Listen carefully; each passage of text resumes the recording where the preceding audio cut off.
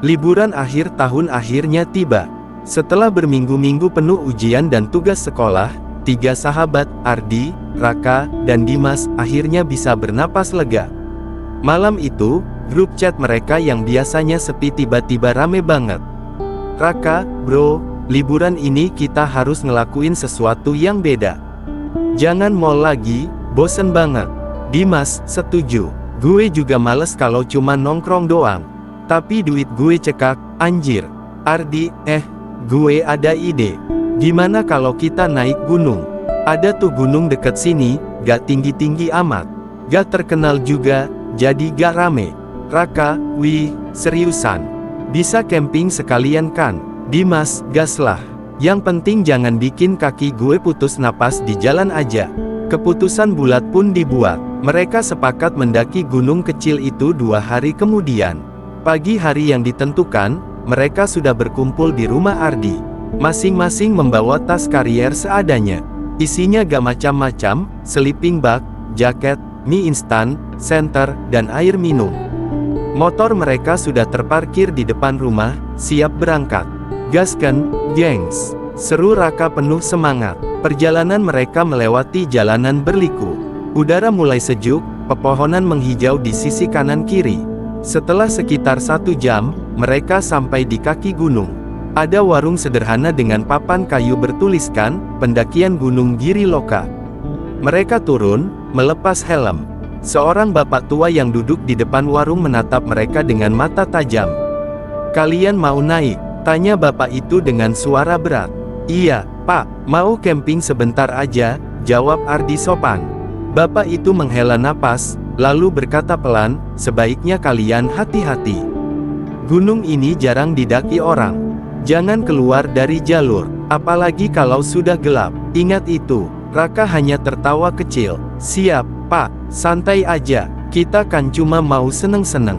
Tapi tatapan bapak itu masih mengikuti mereka, seakan menyimpan sesuatu. Setelah membeli tiket masuk seadanya, mereka memulai pendakian tepat lewat jam 12 siang. Jalur awal cukup menyenangkan, jalan setapak dengan suara burung dan angin yang menenangkan. Mereka masih bisa bercanda, melempar lelucon konyol, bahkan sempat berhenti untuk foto-foto. Namun waktu berjalan cepat, langit mulai berwarna jingga. "Wah, kok cepat banget ya sore?" gumam Dimas sambil melirik ke arah matahari yang kian condong. "Iya, padahal baru jalan sebentar," timpal Raka. Ardi menatap jalur yang semakin menanjak. Nafasnya mulai terengah. "Kita udah lumayan tinggi, tapi kayaknya masih jauh dari pos." Langkah mereka semakin lambat. Jam tangan Ardi menunjukkan pukul 6:30 malam. Gelap mulai merayap, dan lampu senter akhirnya dinyalakan. Di tengah tanjakan, mereka berhenti sejenak. Keringat bercucuran, suara jangkrik menguasai malam.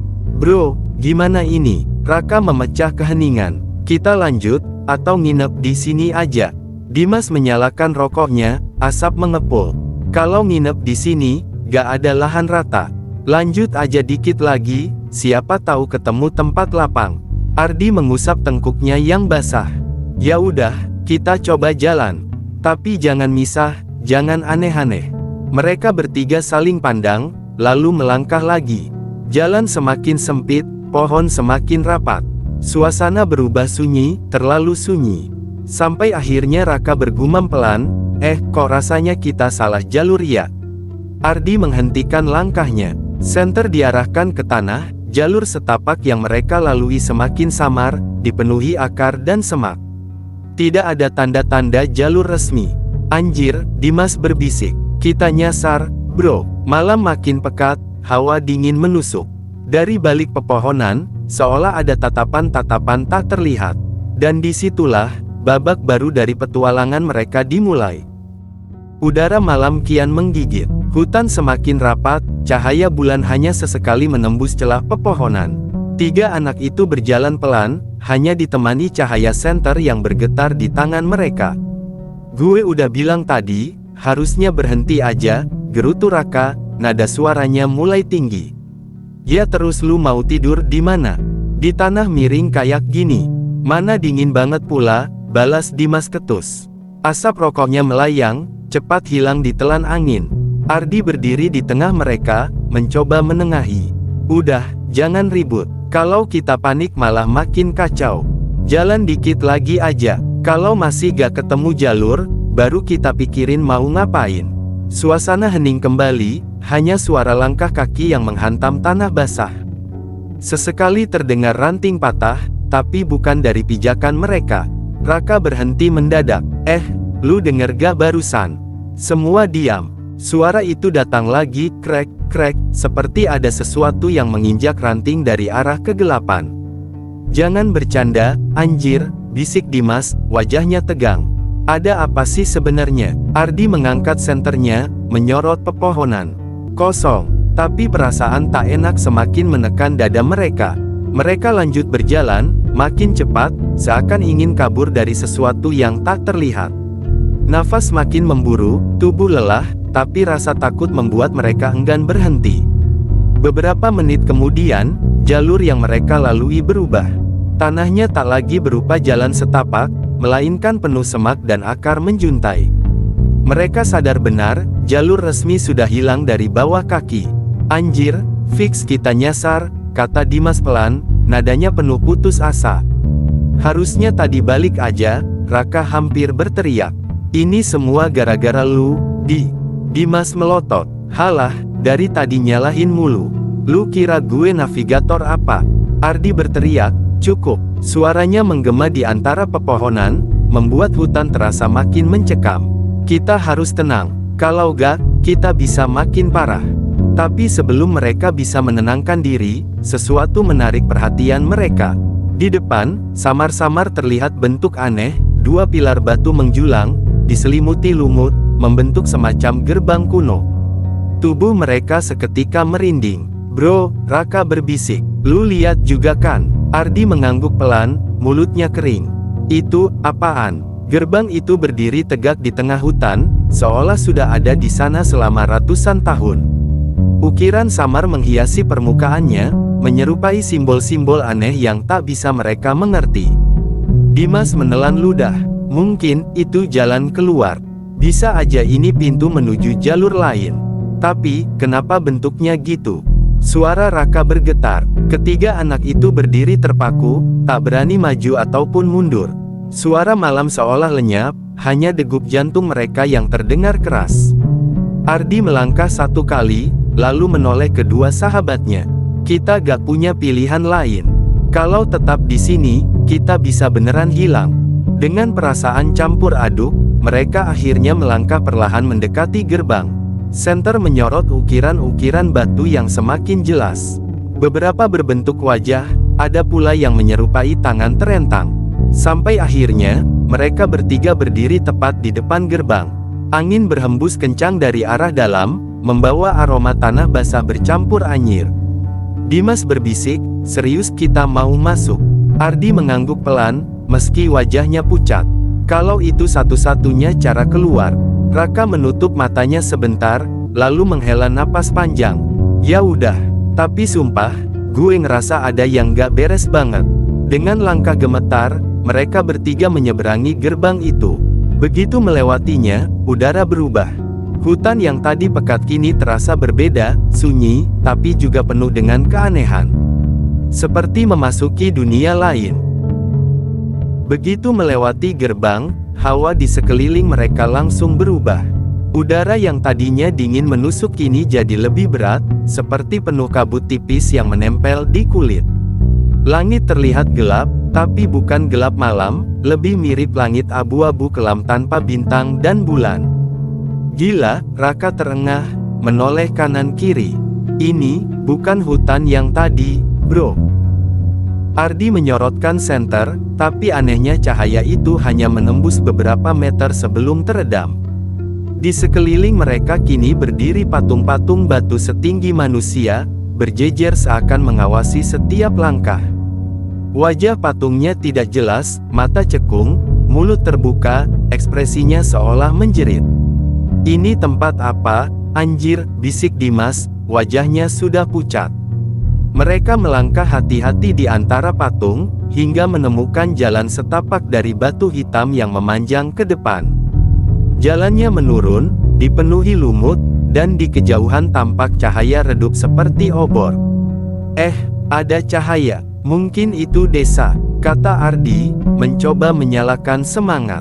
Mereka mengikuti jalan itu, dan benar saja, semakin dekat, terlihat bangunan-bangunan kuno dari batu. Atapnya rendah, pintunya sempit, jendelanya hanya berupa lubang gelap. Dari beberapa celah, ada asap tipis yang keluar, berbau aneh seperti daging terbakar. Bro, ini desa kuno banget. Kayak candi hidup, gumam Raka. Namun yang membuat mereka tercekat adalah pemandangan di alun-alun desa. Puluhan sosok tinggi menjulang berkumpul.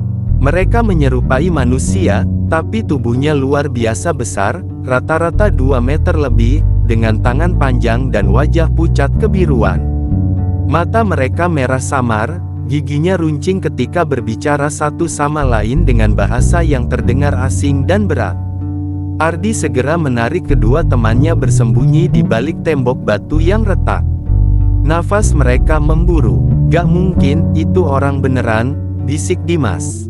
Diam, jangan bersuara, Ardi menahan. Dari celah, mereka melihat jelas. Makhluk-makhluk itu sedang melakukan semacam ritual. Di tengah kerumunan, ada sebuah altar batu besar dengan ukiran berlumuran merah. Seorang makhluk yang lebih tinggi dari yang lain berdiri di sana, memegang tongkat berujung tengkorak. Raka memegangi dada, jantungnya hampir meloncat keluar. Anjir, kayak film horor ini. Kita harus kabur. Tapi kemana? Balik lagi. Gue gak yakin kita bisa nemuin gerbang tadi, balas Ardi. Sialnya, senter di tangan Dimas tergelincir dan jatuh, menghantam batu. Suara dentuman itu menggema. Seketika, kerumunan makhluk menoleh serempak. Puluhan pasang mata merah menyala menembus kegelapan, menatap tepat ke arah mereka. Ketahuan, bro, jerit Raka. Belum sempat kabur, beberapa sosok raksasa sudah melompat cepat, gerakannya lincah meski tubuh besar. Mereka diseret keluar dari persembunyian, tubuh kecil mereka tak berdaya dalam cengkeraman tangan dingin raksasa itu. Lepasin anjir. Dimas meronta, tapi percuma. Mereka bertiga dilempar ke depan altar, tepat di hadapan sosok tertinggi yang memakai mahkota hitam, Raja Gaib. Sosok itu menatap mereka lama, dengan mata hitam pekat penuh kilatan aneh. Manusia, suaranya berat, menggema seperti bergema di dalam kepala mereka. Kalian sudah menyeberang batas. Ini bukan dunia kalian. Ardi gemetar. Tolong, kami cuma nyasar. Kami gak tahu tempat ini. Raja itu menyeringai tipis. Tidak ada yang bisa masuk ke sini, tanpa sengaja. Kalian sudah dipilih. Dan tak ada jalan keluar begitu saja. Dari samping, seorang pengawal membawa cawan batu berisi cairan merah kental. Baunya menyengat, seperti darah segar. Jika ingin kembali, kalian harus melalui ritual, ujar sang raja. Teteskan darah kalian ke dalam ini, lalu minum sampai habis. Raka menggeleng keras. Lu gila, itu darah. Mana mungkin kita? Makhluk di sampingnya menekan pundaknya dengan tangan besar, membuat tulang hampir retak. Raka menjerit kesakitan. Ardi menahan napas, lalu menggigit bibir. Kalau ini satu-satunya cara, kita gak punya pilihan. Dengan pisau batu yang disodorkan, mereka dipaksa melukai jari masing-masing. Tetes darah jatuh ke dalam cawan. Ajaibnya, cairan merah itu mendidih seketika, berubah warna menjadi putih susu yang berkilau samar. Minum, perintah raja. Satu persatu, mereka meneguk cairan itu dengan tangan gemetar. Rasanya pahit, anyir, dan membuat tenggorokan seperti terbakar. Pandangan langsung berkunang, tubuh goyah, hingga semuanya gelap. Mereka tersadar dengan teriakan ayam dan bau gorengan. Ketiganya terlonjak, mendapati diri sudah berdiri dekat gerbang dan tidak jauh dari warung di kaki gunung yang tadi mereka singgahi di awal. Matahari masih bersinar sore, sekitar jam 4. Bapak tua penjaga warung menatap heran. Loh, kalian udah turun lagi? Cepet banget, baru naik tadi siang, sekarang udah balik. Raka, Ardi, dan Dimas saling pandang, wajah mereka pucat. Mereka merasa seperti sudah berhari-hari terjebak di dunia gaib. Dimas berbisik pelan, suaranya nyaris tak terdengar. Jadi, semua itu nyata. Ardi menunduk, masih bisa mencium aroma anyir di hidungnya. Raka menatap tangannya sendiri, bekas luka di jarinya masih ada. Tak ada jawaban, hanya satu kepastian, mereka sudah membawa pulang sesuatu dari tempat itu. Sesuatu yang bukan milik dunia manusia.